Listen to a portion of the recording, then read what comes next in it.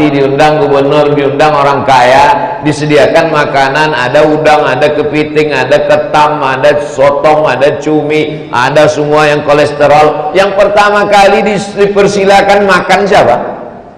Ustaz. Itu maka kalau ada racun Ustaz tuh mati duluan. Di balang badan kambing kolesterol paling banyak di utak kepala kambing. Dan setiap kenduri di meja depan ada piring besar yang dikasih kepala kambing itu siapa? Ustaz. Santan, kolesterol, gula, diabetes, otak kambing, kolesterol, udang. Nah, itu dikasihkan ke Ustaz. Apa tak mati Ustaz itu duluan? Akhirnya tak sempat menulis ceramah subuh, ceramah duha, kultum zuhur, ceramah ibu-ibu habis asar pengajian wirid yasin, ceramah dari maghrib ke isya, ceramah isya. Kalau Ramadan tambah lagi ceramah iktikaf malam, ceramah, mati, tak sempat menulis. Maka menulislah supaya orang di masa akan datang tahu bahwa kau pernah hidup di masa lalu. Anak istri tak kenal. Sekarang sehebat-hebatnya orang Kepri, sehebat-hebatnya orang Batam, ada tak yang bisa menceritakan tentang anak istri Raja Ali Haji? Tak ada yang ingat, tak ada yang tahu rumah besar yang dibangun. Mana rumah Raja Ali Haji? Tapi kenapa orang mengenal beliau?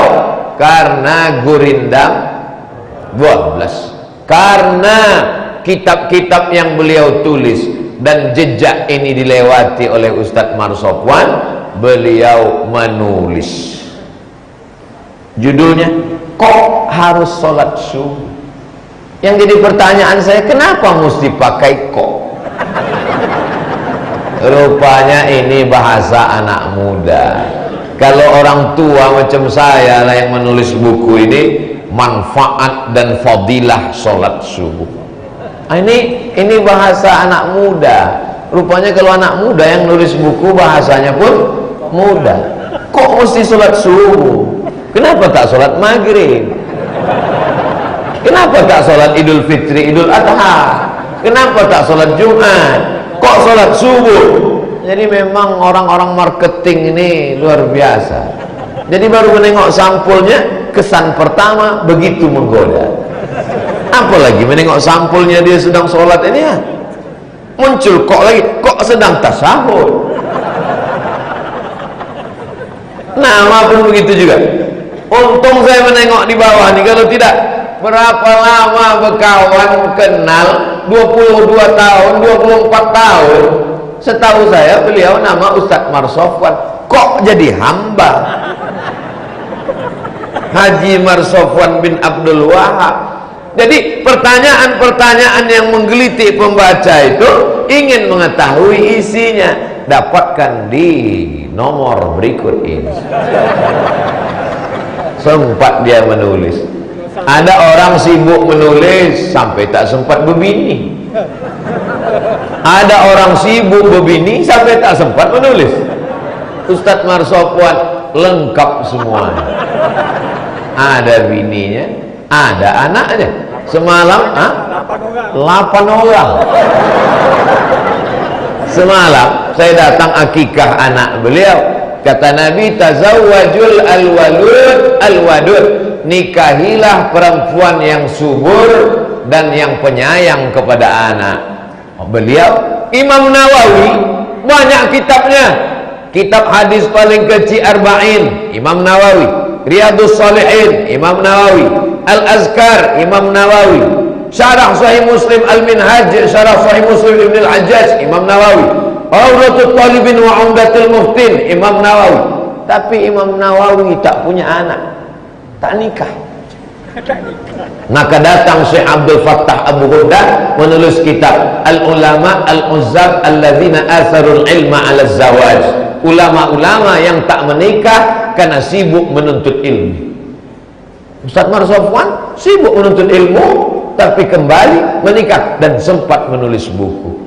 Jadi ini motivasi untuk jombloan sejati. Kau kenapa tak nikah? Inilah Pak Ustaz, sibuk nulis. Ada buku yang kau tulis? Enggak. Apa yang kau tulis? Status. La ilaha illallah Muhammad Rasulullah. Nih, motivasi untuk anak muda, untuk dosen, untuk intelektual muslim, adik-adik kami LC dari Al-Azhar. Nih, balik kalian ke kampung halaman. Tengok Ustadz Marsofwan. Jangan takut balik. Ini banyak juga LC ini takut balik. Kenapa tak balik? Nanti balik jadi apa? Kami tetap juga jadi orang. Tetap juga bisa bermasyarakat. Nanti kalau kami balik, Pak Ustadz, siapa yang menerima kami jadi menantu? Siap Bapak Ibu menerima LC? Nah, 2-3 orang aja yang siap. Balik ke kampung halaman, menikah, punya anak, berdakwah di tengah masyarakat, garap selamatkan anak-anak muda. Anak muda nih kalau tidak dibawa oleh Ustadz Marsofwan, sibuk dengan pacaran, sibuk dengan sakau, sibuk dengan narkoba, yang tak punya duit beli lem kambing, yang cuman modal sikit-sikit mau mabuk juga akhirnya dicampur kopi pakai spiritus, begitu diminum bukan mabuk, mati kontan.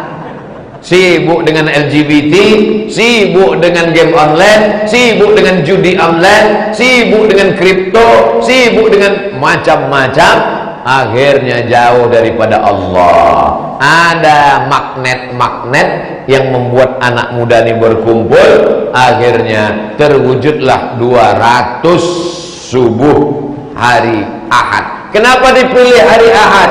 Hari libur. Banyak orang membalaskan dendam sakit hatinya hari Ahad. Kau tak sholat subuh, tanggal merah. Kau pikir malaikat maut tak datang tanggal merah? Dia anggapnya malaikat maut itu PNS. Akhirnya jadilah buku yang beliau tulis. Apa isinya Pak Ustadz? Membacakan buku dalam 60 menit, bahasa Arabnya mustahilun, tak mungkin. Mana bisa dibahaskan buku ini dalam 60 menit? Maka saya melihat daftar isinya. Beliau membahas pada pembahasan pertama, apa sebetulnya hakikat ibadah. Ibadah secara umum, ibadah diambil dari kata abdun, hamba. Ibadah adalah menghambakan diri kepada Allah. Kalau saya punya orang Melayu, dia kalau bicara, dia merendahkan dirinya sebagai hamba sahaya. Maka dia selalu mengatakan sahaya. Itu asal kata saya itu sahaya. Sama dengan sahaja aku, sengaja. Sahaya artinya hamba. Dulu orang-orang berkata kepada Tuan Raja, hamba, sahaya, disingkat menjadi saya, karena merendahkan dirinya. Yang paling rendah adalah hamba, karena dia tak punya apa-apa. Kalau ada seorang hamba, budak, sekarang sudah tak ada lagi perbudakan, kecuali di bumi Melayu. Masih banyak budak-budak.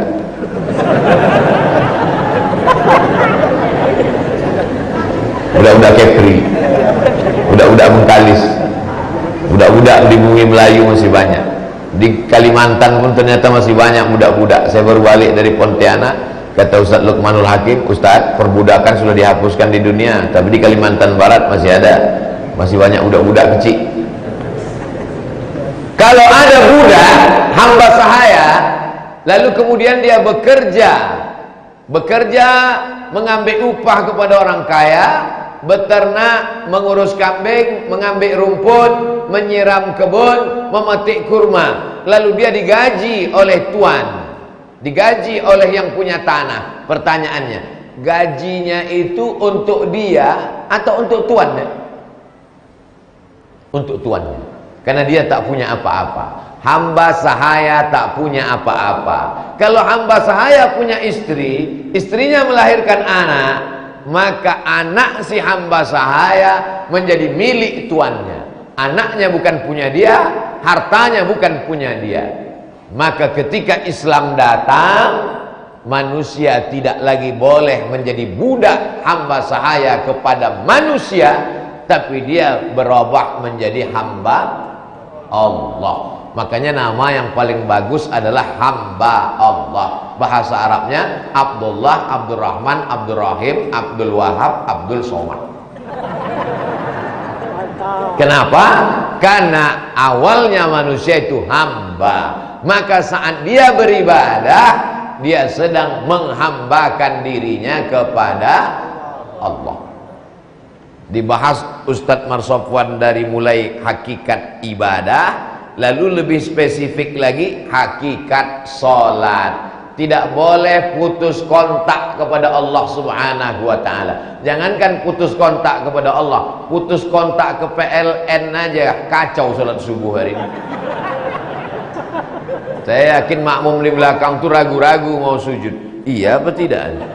Kawan di sebelah dia bilang Allahu Akbar, tapi kan dalam hatinya, apa iya ini perintah dari imam? Suara imam kan tak kedengaran. Baru putus listrik.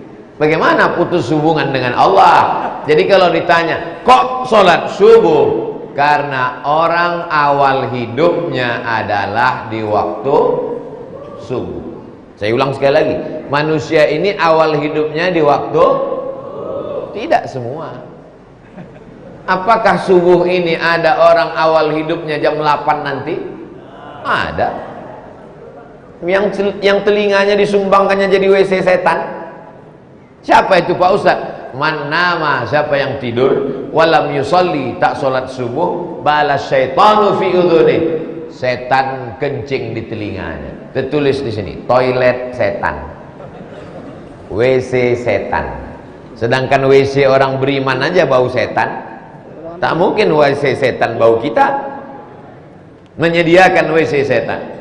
Di sini juga menjawab pertanyaan jamaah selama ini. Ustaz Somad, gimana caranya biar sholat khusyuk? Kenapa waktu saya sholat ingat drama Korea?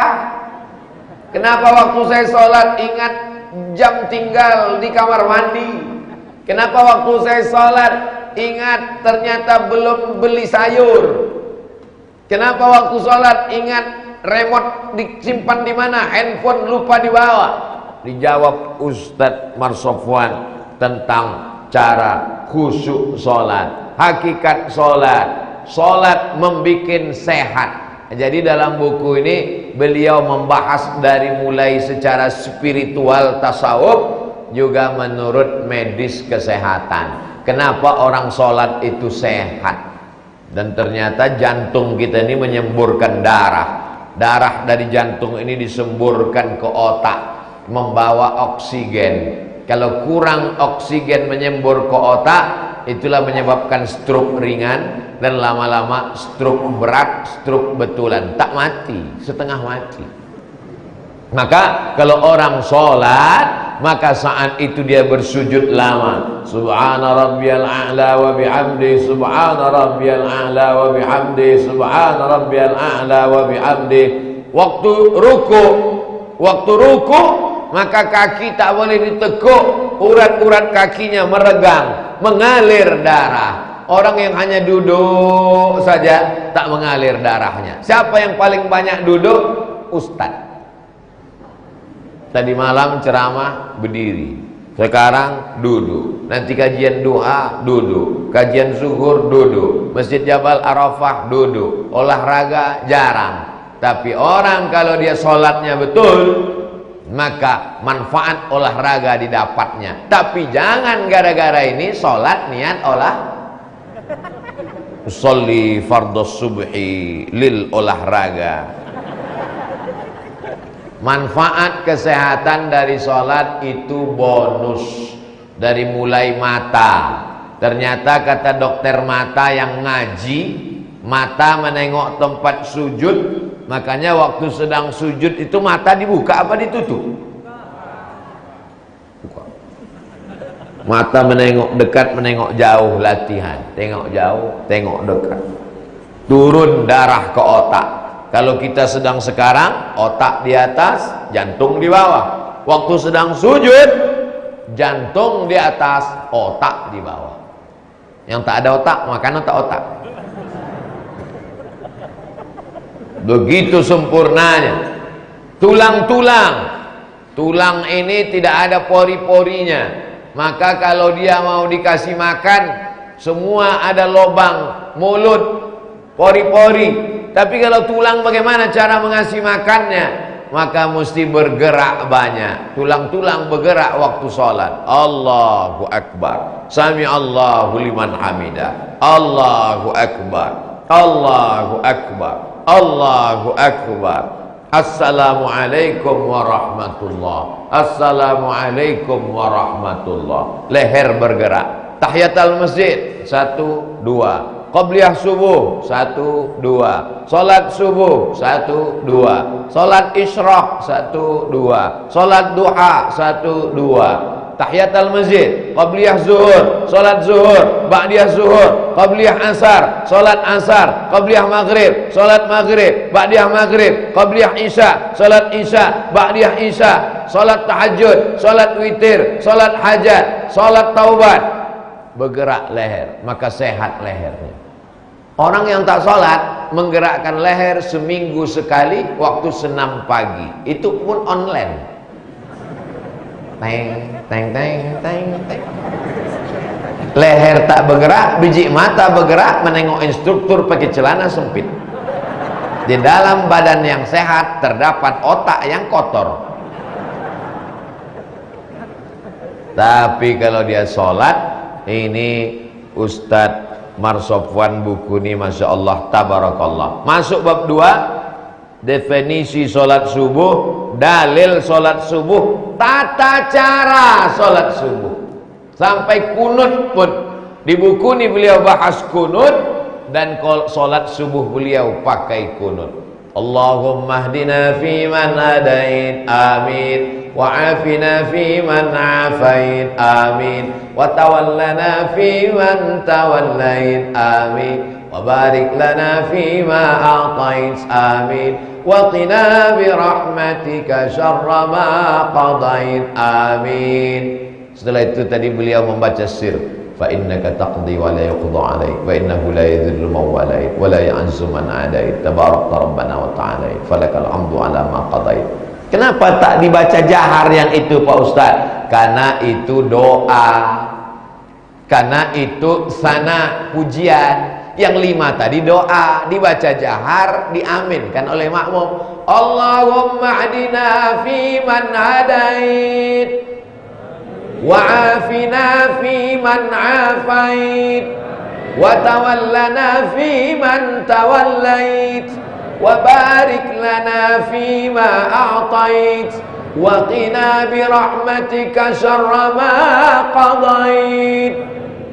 Setelah itu tidak diaminkan tapi baca sendiri, fa innaka taqdi wa la yuqda 'alaik wa innahu la yadhillu man walait wa la ya'izzu man 'adait. Yang hafal, yang tak hafal diam aja lah, apa mau baca.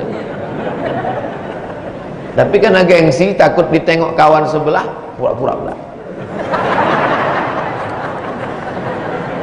Kenapa kau gerakkan mulut? Ada CCTV di atas. Pas pula CCTV itu mengarah ke pejabat di bawah. Takut nanti dikomen orang, nggak hafal doa kunut ya. Untung ada kopi. Selamat oleh masker.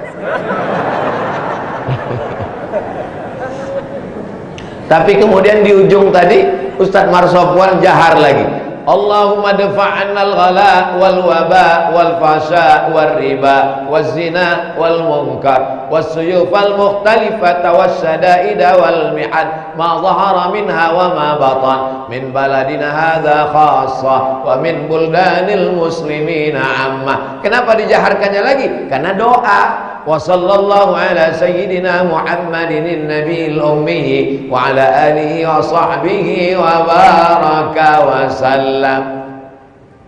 Mazhab yang paling tua Hanafi, nomor 2 Maliki, nomor 3 Syafi'i, nomor 4 Hambali.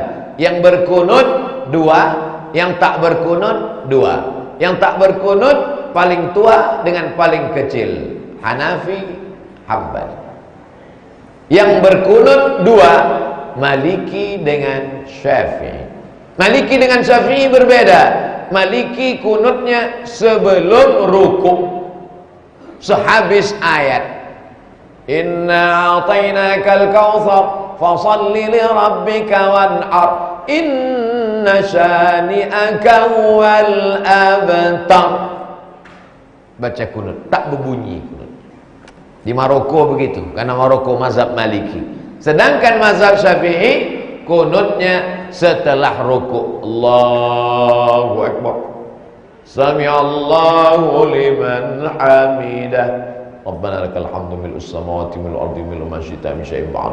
Allahumma hdina fi man hadait. Andai di sini ada yang bermazhab Hambali. Hambali berkunut apa tak berkunut? Memang kalau belum sarapan nih payah nangkap. Andai ada di sini bermazhab Hambali. Hambali ini berkunut apa tak berkunut? Tidak berkunut. Jadi makmum. Dan tadi imamnya bermazhab Syafi'i. Imamnya berkunut, makmumnya mazhab Hambali tak berkunut. Pertanyaannya, apakah makmum itu ikut angkat tangan dan mengucapkan amin? Ditanyakan kepada Syekh Ibnu Utsaimin, ulama Saudi Arabia. Syekh Ibnu Utsaimin, ya, bagaimana kalau saya jadi makmum? Saya bermazhab Hambali, tak berkunut. Imam saya membaca kunut subuh. Apakah saya angkat tangan dan mengucapkan amin? Kata Syekh Ibnu Utsaimin, angkat tanganmu dan ucapkan amin. Syekh Ibnu Utsaimin jenderal bintang 4. Tiba-tiba yang kopral-kopral mengatakan, jangan aminkan. Mau ikut jenderal apa kopral? Tengok-tengok jenderalnya juga. Imam Ahmad bin Hanbal, Imam Hambali tidak berkunut subuh. Imam Syafi'i berkunut subuh. Pernahkah Imam Hambali membid'ahkan Imam Syafi'i? Carilah pendapat Imam Ahmad bin Hanbal yang membid'ahkan Imam Syafi'i. Jadi kalau ada orang sekarang membid'ahkan kunut subuh, itu lebih hebat daripada Imam Ahmad bin Hanbal. Apa kata Imam Ahmad bin Hanbal? Kalau engkau salat dan imammu bermazhab Syafi'i, angkat tanganmu dan aminkanlah. Ini sekarang banyak tak mau mengaminkan doa kunut imam. Allahumma hdina fi man hadait. Gak mau. Wa'afina fi man afait. Kau aja. Diprovokasi pula lagi jamaah. Jangan ikut gerakan pejuang subuh nongsa. Kenapa? Karena imamnya berkunut dulu. Sekarang alhamdulillah sudah tak ada lagi kelahi antara kunut tak kunut, karena sama-sama tak sholat subuh. Daripada sholat subuh ini membuat kita kelahi, baguslah kita tak usah sholat subuh. Na'udzubillah. Jadi buku ini fikihnya ada, tasawufnya ada, medis kesehatannya ada, sosialnya ada. Emang Ustadz nih kalau jualan. Waktu sholat subuh. Waktu sholat subuh. Sekarang banyak orang tak tahu waktu sholat subuh. Tak tahu dia waktu sholat subuh kapan. Kalau sholat zuhur jelas. Kapan? Tergelincir matahari. Bagaimana kita tahu matahari sudah tergelincir? Saat bayang-bayang bergeser. Nih tiang. Nampak bayang-bayang. Ini bayang-bayang. Berarti mataharinya udah dari sini. Ini arah barat, ini arah timur. Bergeser ke barat, masuk waktu zuhur. Asar. Dari mana kita tahu waktu sholat asar? Saat bayang-bayang sama tingginya dengan tiang. Ini belum masuk waktu asar. Kenapa? Bayang-bayangnya sedikit. Segini tingginya, segini juga tinggi bayang-bayang. Masuk asar. Maghrib. Nampak rona merah di sebelah barat matahari tenggelam. Nampak kuning jingga. Masuk waktu maghrib. Kapan masuk isya? Habis, tak ada lagi nampak. Berarti isya sudah masuk. Zaman dulu orang kalau mau sholat menengok alam. Zaman sekarang ada orang tak keluar alam, dari pagi sampai malam di kamar, bisa tahu dia waktu sholat. Dari mana? Smartphone. handphonenya cerdas, orangnya bodoh. Handphonenya cerdas, asal zuhur azan handphone. Allahu Akbar, Allahu Akbar. Asal asar azan handphone. Yang punya handphone tak pernah ke masjid. Bukit kan kudaki, lautan kan kuseberangi, masjid kulewati. Pasti belum masuk pejuang subuh nongsa. Mau nyebut PNS saja dari tadi, padahal PSN. Nah, ini semua dibahas tentang waktu sholat subuh, batasan kapan. Ini banyak orang tak tahu batasan sholat subuh. Batasan sholat subuh menurut dia kapan dia bangun. Bangun jam 7, jam 7 dia sholat subuh. Bangun jam 8 dia sholat subuh. Pas ditanya, sholat apa kau tadi? Sholat duha. Kok pakai kunut?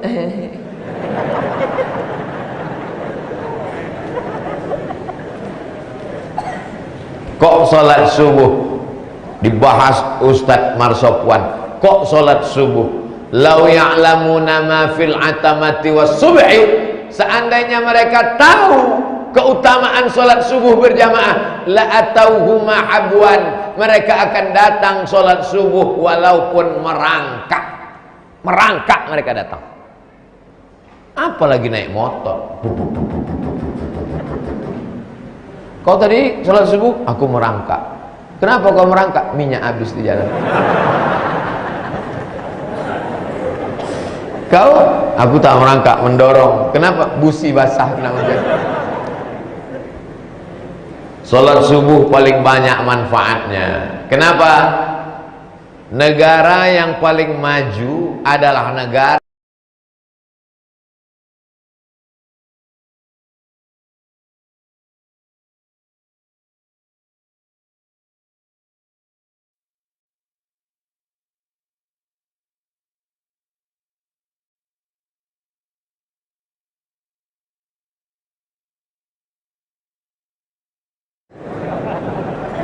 dulu orang paling cepat bangun. Mereka bangun bukan untuk sholat subuh, bangun untuk menghidupkan laptop, komputer, akan menghidupkan kantor segala macam. Jam 4 sudah bangun. Yang punya teori kita, yang punya ajaran Nabi kita, yang mengamalkan orang lain. Orang kita kalau dibangunkan, kau bangun, pergi cari ikan. Kalau rezeki tak akan kemana. Bangun, cari rezeki, buka ruko.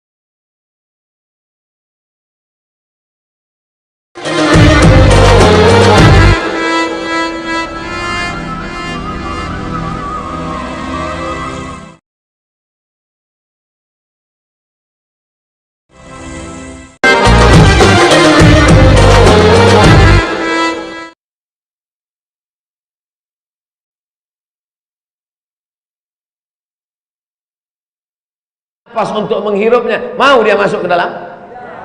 Begitu jugalah rezeki kau di tengah laut sana. Keluar menetas telur ikan, 200 ikan. Tertulis di situ ada nama ikan milik Abdul Somad. Kalau sudah milik saya, pasti untuk saya. Betul? Datanglah orang memancing di pulau-pulau kecil sana, mancing. Dapatnya ikan untuk dia. Yang ikan Abdul Somad tidak mungkin. Abdul Somad di Pekanbaru, tak mungkin ikan ini nyasar ke Sungai Siak. Tapi tertulis di situ punya Abdul Somad. Ikannya ikan mahal pula. Apa ikan yang paling mahal di Kepri? Hah? Ikan sagai. Berapa sekilo? Hah? Ikan sagai 70.000. Itu kalau dimasak, datang tamu, agak banyak sedikit sendoknya, menangis tuan rumah. Belanjalah bini pejabat orang kaya ke pasar ikan Batam, yang kalau menengok ikan tuh 3 jari ini. Ini berapa sekilo?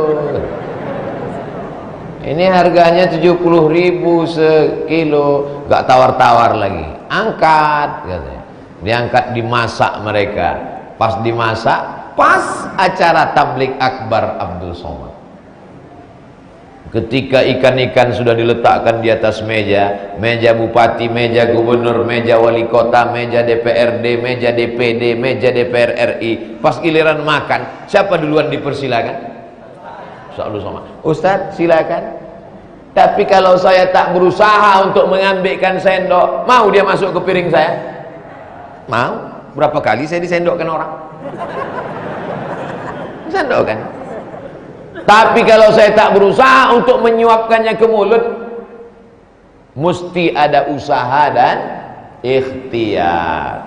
Jadi kenapa sholat subuh paling banyak? Karena doa Nabi, Allahumma barik li ummati fi bukuriha, berikan berkah pada umatku di waktu subuh. Makanya ada ungkapan nenek moyang kita, jangan sampai rezeki dipatuk. Zaman sekarang rezeki ini udahlah dipatuk ayam, diterkam kucing, disambar geledek.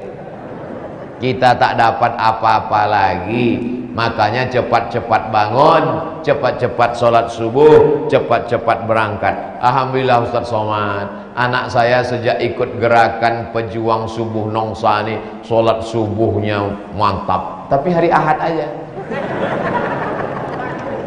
Kenapa dibuat hari Ahad? Karena hari Ahad hari libur. Banyak orang membalaskan sakit hati tidur hari Ahad. Aku sakit betul hatiku, berangkat ke kantor, berangkat sekolah Senin, Selasa, Rabu, Kamis. Hari Ahad ini mau kugas sampai bangunnya maghrib. Emang betul tak bangun-bangun. Rupanya qalu inna lillahi wa inna ilaihi raji'un. Salat yang mendatangkan keajaiban dalam diri sendiri. Ada orang non muslim tak Islam, dipostingnya video saya di Instagramnya karena satu alasan. Karena di situ membahas tentang sholat subuh. Berawal dari keterpaksaan, lama-lama menjadi kebiasaan, lama-lama menjadi kebutuhan. Rupanya terpaksa awalnya bangun subuh. Di pesantren bangun subuh itu dulu dipukul pakai batang sapu. Sekarang aja tak bisa main pukul karena Komisi Perlindungan Anak. Cobalah kau pukul santri itu kalau tak masuk sel. Makanya anak-anak itu sekarang jadi hantu, jadi setan. Kalau zaman kami dulu, ini tangan ini tak terhitung lagi entah berapa kali kena rotan. Bukan sebesar ini rotan. Dari mulai mengaji kecil dipukul pakai rotan, wap, belakang dipakai rotan, dibelah 4 pula. Rotan tuh emak awak yang ngasih ke guru mengaji. Pak Ustadz, ini anak aku namanya Abdul Somad, nanti kalau dia nakal pukulkan ini ke belakang. Iya kata guru mengaji itu. Oh, dia mengaji pakai rotan. Makanya di dinding kamar, di dinding ruang tamu disangkutkan cambuk supaya kalau anak tak sholat, anak kecil ditunjuk dia.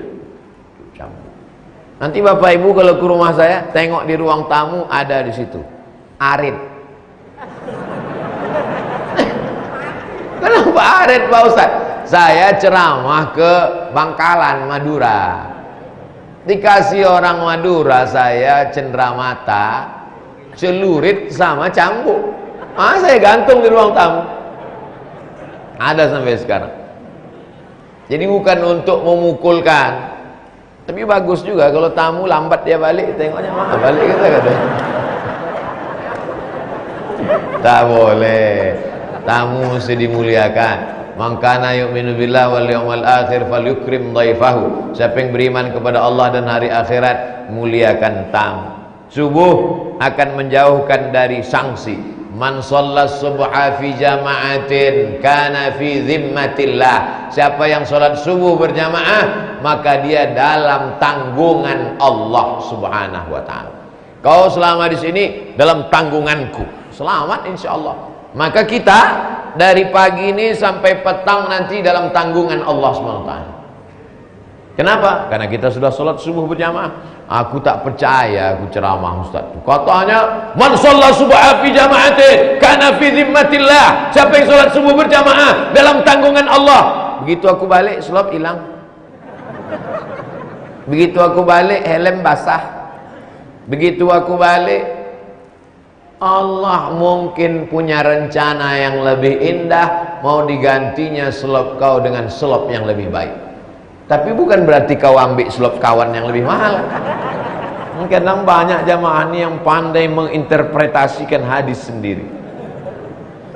Jadi sikap kita kepada Allah ini adalah ihsanuz zanni billah, husnuzan kepada Allah. Sedangkan kepada manusia saja kita husnuzan, apalagi kepada Allah. Salat yang membikin sehat. Bab kelima beliau bahas sebab-sebab kenapa susah bangun subuh.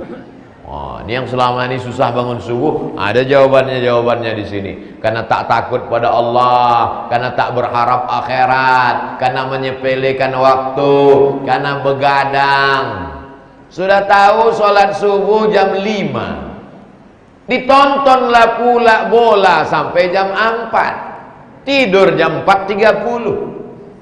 Itu kan bunuh diri massal namanya. Kalau nonton bola sampai jam 4, maka tahan-tahankanlah sampai azan subuh. Karena kalau kau tertidur, alamat kapal akan tenggelam.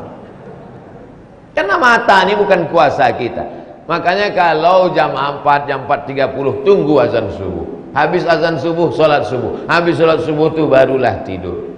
Ini kadang orang lebih khawatir dia tak sarapan daripada tak sholat subuh. Di mana harga diri kita di hadapan Allah Subhanahu wa ta'ala? Kemudian beliau bahas juga di bab yang ke-6, kiat-kiat supaya mudah sholat subuh. Bab yang ke-7, suling subuh keliling 200 masjid bersama PSN. Beliau bahaskan bagaimana gerakan ini awal bisa masjid 1, masjid 2, masjid 3, masjid 4. Tausiah subuh ini di-share ke seluruh orang di dunia. Saudara kita yang ada di Melbourne, itu Australia Pak Ustaz ya. Ada rupanya orang kita di sana. Di Australia ada namanya Masjid Masyarakat Minangkabau. Beberapa bulan yang lalu saya diminta pengajian online dengan masyarakat Minangkabau yang membuat masjid di Australia. Di tempat minoritas muslim pun ada masjid. Jadi kalau pengajian kita ini ditonton saudara-saudara kita, maka yang selama ini mereka tak ada ide setelah mendengar, oh di Batam 200 kali sudah mereka sholat, maka terinspirasilah dari Sabang sampai Papua dengan acara subuh ini insyaallah. Akhirnya anak-anak muda yang ada di Aceh, di Palembang, di Makassar, di Banjarmasin, di Sorong, di Maluku membuat juga gerakan yang sama. Maka sahabat-sahabatku semua mendapatkan amal jariyahnya. Man sanna fil islami sunnatan hasanatan, siapa yang membuat tradisi yang baik, falahu ajruha, dia dapat pahalanya, wa ajru man amila biha, dapat pahala dari orang yang melakukannya karena terinspirasi. 200 kali sholat subuh itu setelah dipotong masa off waktu Covid. Jadi rupanya sempat juga berhenti gerakan ini sebentar karena Covid. Alhamdulillah sekarang Covid sudah tak ada lagi. Karena di awal tahun, akhir tahun dia tak ada. Nanti pas mau dekat-dekat Ramadan baru dia datang lagi. Sekarang.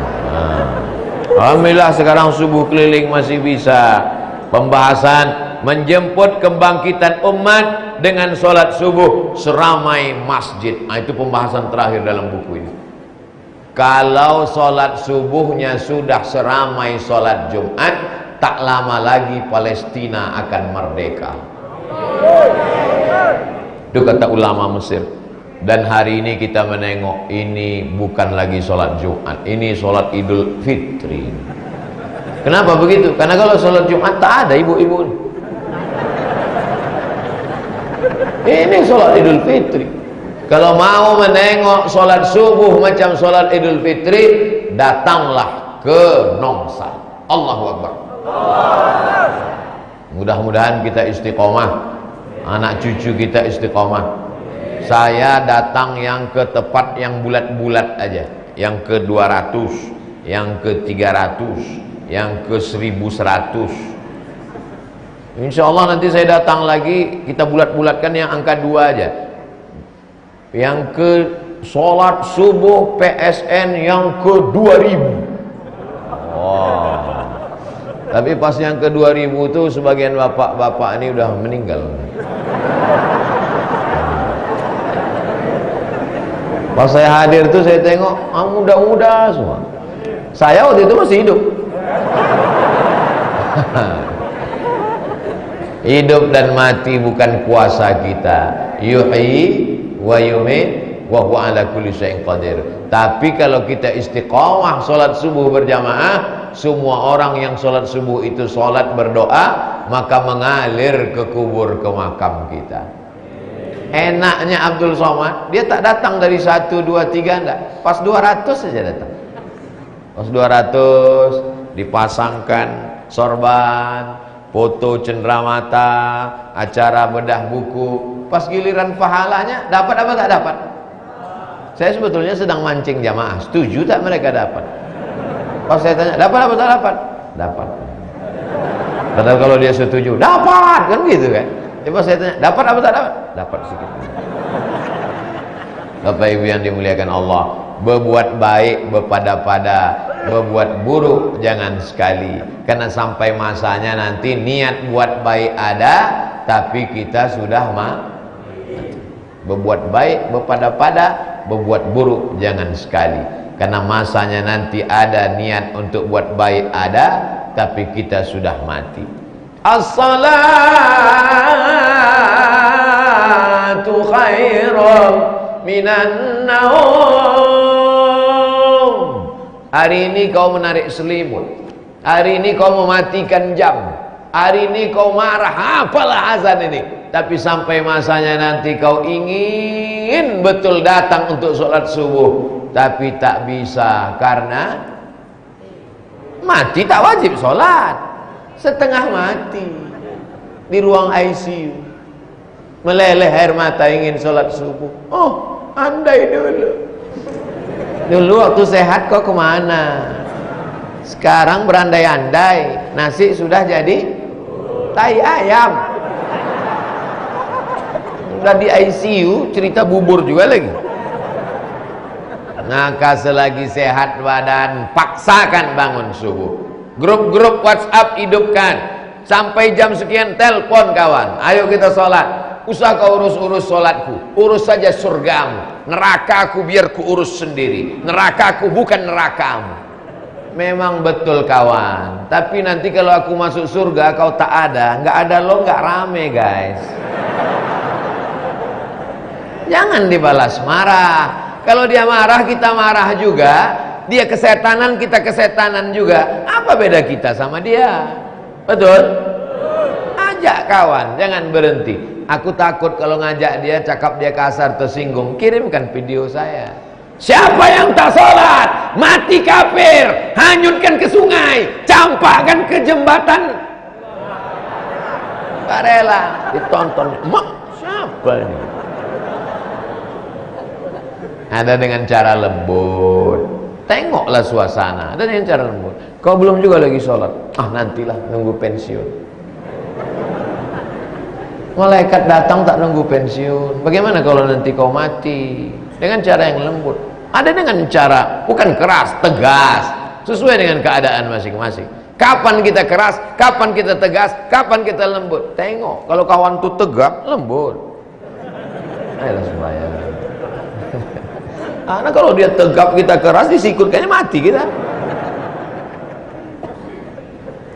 Ada orang yang tidak profesor, tidak doktor, tidak tamatan dari Al-Azhar, tidak pernah ke Kedah, tidak pula dari King Saud.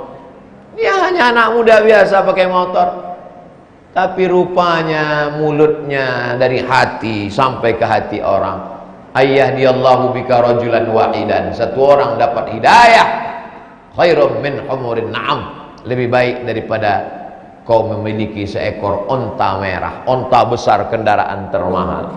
Khairum minad dunya wa ma fiha. Lebih baik daripada dunia dan seisinya. Jadi mengajak sholat subuh ini bukan tanggung jawab Ustadz Marsopwan, bukan tanggung jawab Ustadz Somad, tapi tanggung jawab kita semua. Untuk anak-anak muda yang sudah ikut program ini, mudah-mudahan istiqomah sampai mati. Bagi yang belum, kita ajak terus supaya semua anak muda sholat. Yang tua tak usah lagi diajak, karena memang mereka udah sejengkal lagi ke liang lahat. Tak juga sholat, apa lagi mau dicari hidup ini. Walaupun hidup kalau tak sembayang, apa gunanya? Nah, nyanyikan itu bu, ke laki ibu yang tak sembayang. Nanti sambil masak sarapan. Walaupun hidup 1000 tahun, kalau tak sembayang lakiku, apa gunanya laki celako? Janganlah kasar begitu, lembut-lembut aja. Abang sembayang bang, nanti kalau abang tak sembayang, aku masuk surga sama siapa? Aku tak mau nunggu abang lama-lama dicuci di neraka jahanam. Inna awwala ma yuhasabu bihil abdu yaumal qiyamah. Salat yang pertama kali amalan yang akan dihisab, dihitung hari kiamat nanti salat. Salat walaupun banyak ibadahmu, tapi kalau tak salat, as-salatu imaduddin. Salat adalah tiang agama. Saya ucapkan tahniah, selamat untuk gerakan pejuang subuh nongsa, untuk Ustadz senior saya, guru kita Al-Mukarram Ustadz Marsofwan bin Abdul Wahab atas launching buku Kok Harus Sholat Subuh. Mudah-mudahan menjadi amal jariah untuk penulisnya, menjadi motivasi amal untuk jamaah. Aku qauli hadza astaghfirullah li wa lakum ala hazihi niyyah wa kulli niyatin salihah. Al-Fatihah. A'udzubillahi